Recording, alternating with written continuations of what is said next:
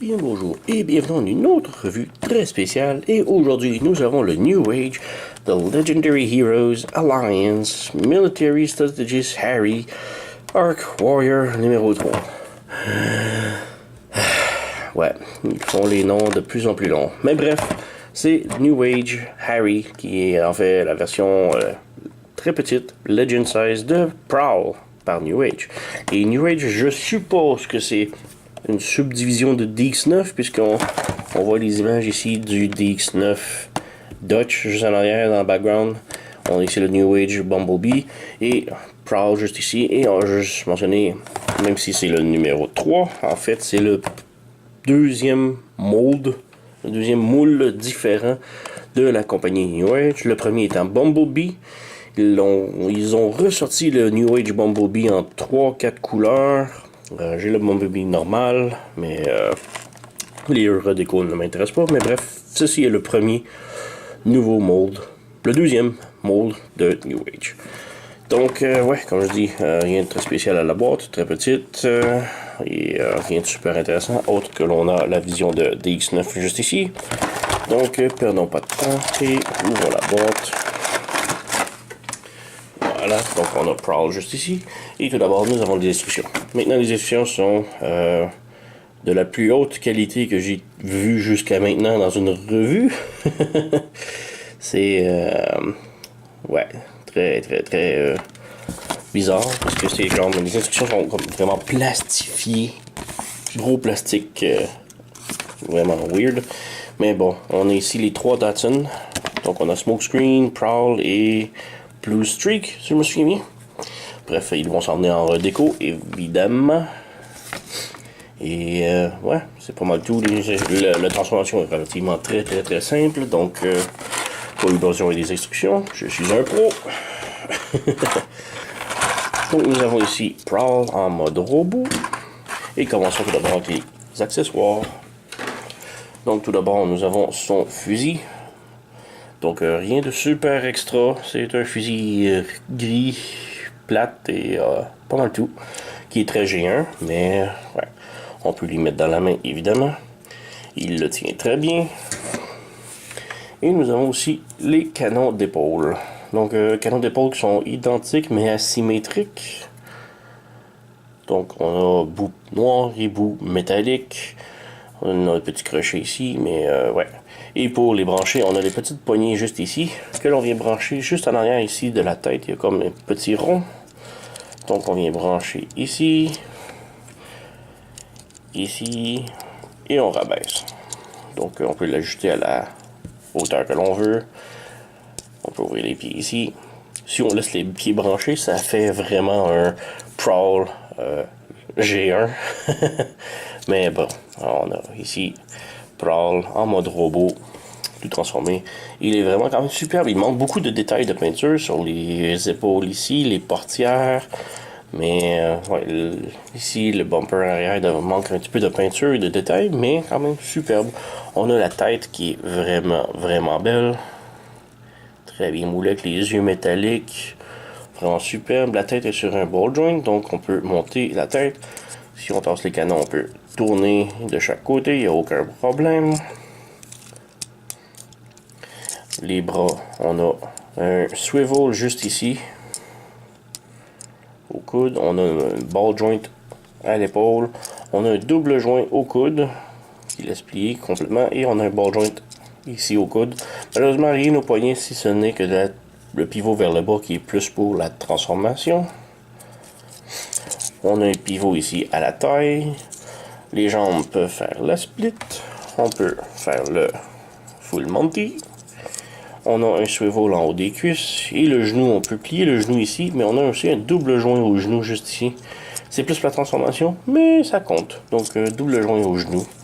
Pour le pied, on a un petit swivel, un petit ball joint ici. Donc, ça peut monter, descendre et pivoter du côté.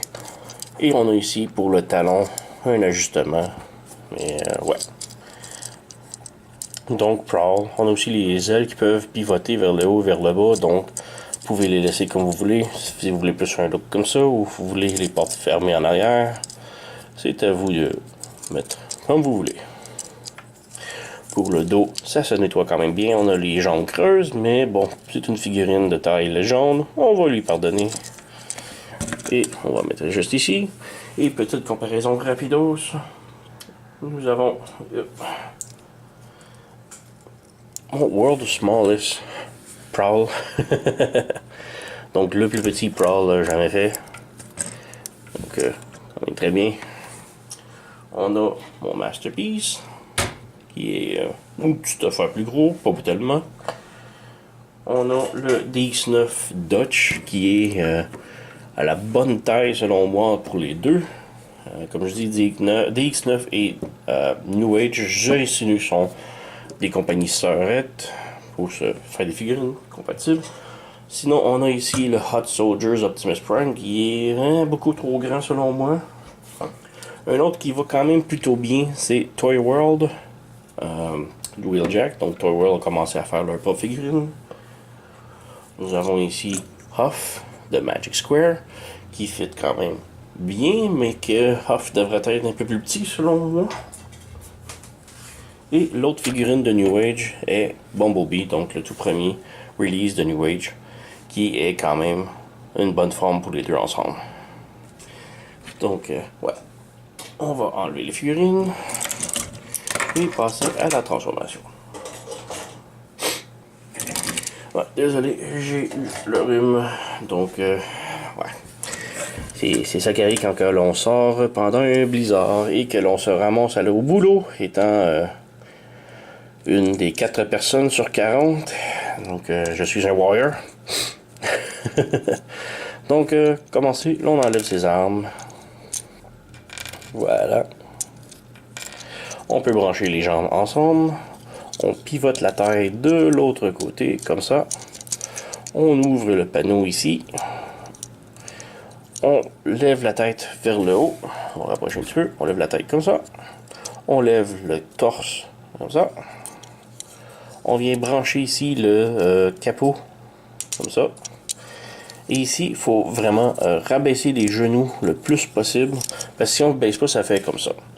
Mais si on rabaisse les genoux, là, on peut clipper le toit sur les jambes ici.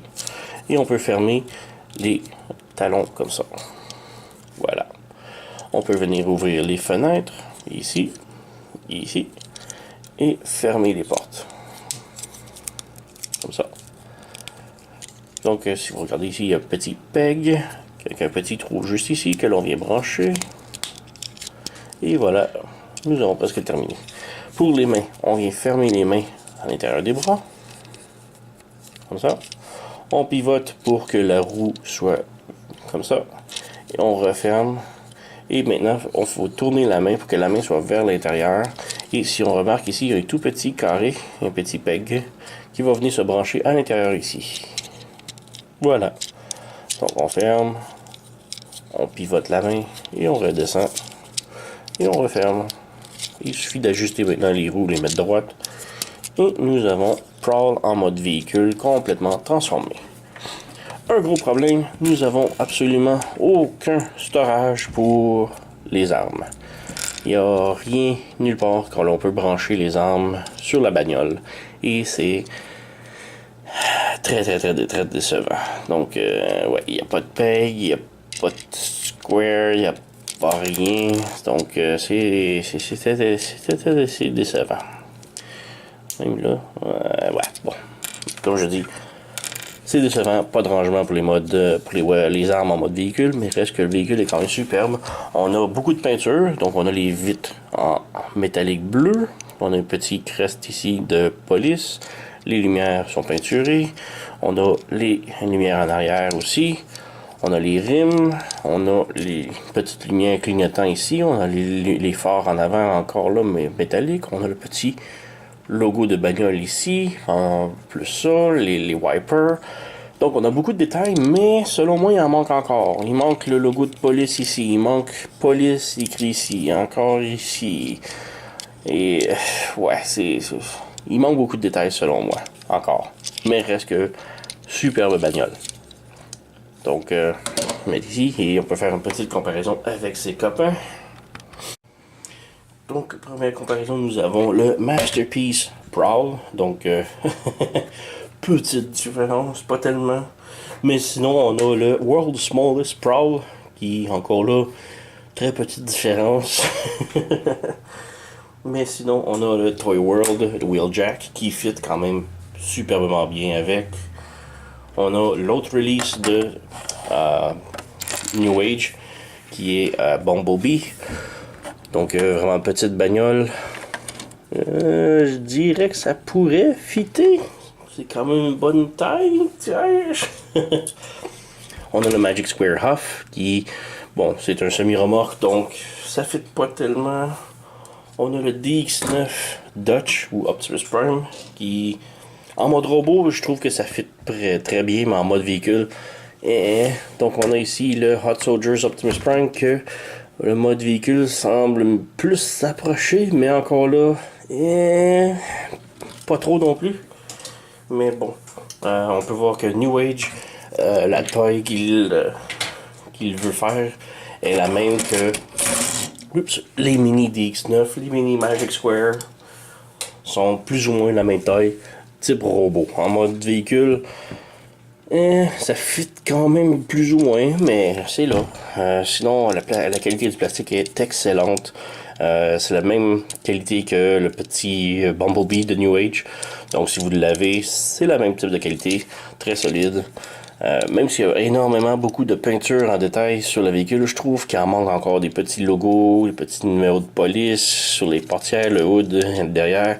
Mais reste que c'est un super beau modèle. Peut-être que Toy Hacks vont faire des autocollants pour lui, on va le souhaiter, mais sinon, il reste qu'il y a beaucoup de détails et c'est un super beau moule. J'ai rien d'autre vraiment à dire. Peut-être les bras ici qui ne branchent pas, sont juste comme ils tiennent. C'est des joints solides, mais on peut quand même pivoter la roue ou pivoter comme ça. C'est pas branché, disons. C'est très solide, mais c'est pas branché. Mais sinon, on roule très bien. Belle figurine. Ça se vend environ 20 à 27, 29$ US. Donc vraiment pas cher. Très recommandé. Si vous collectionnez le Magic Square, DX9 et Iron Factory, ça va très bien fitter dans votre collection. Donc, ouais, c'est pas mal tout. Donc, merci d'avoir écouté et à la prochaine.